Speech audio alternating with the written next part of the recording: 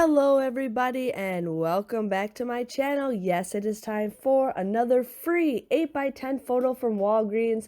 They usually have this right around the holidays or after a holiday happens, but you guys can get a free 8x10 Walgreens photo. Now this is tricky. Sometimes it works through the app, sometimes it doesn't, sometimes it works through the website, sometimes it doesn't. So you guys just try one thing and you just order it. Now, if you guys are confused, what you do is you just, upload your photo. When you get all the way to the checkout, it says apply code. You guys just enter. Here's the code, 819. So it's the number 8 spelled out and then 19. You guys will just use that code and then you guys can just do free in-store pickup.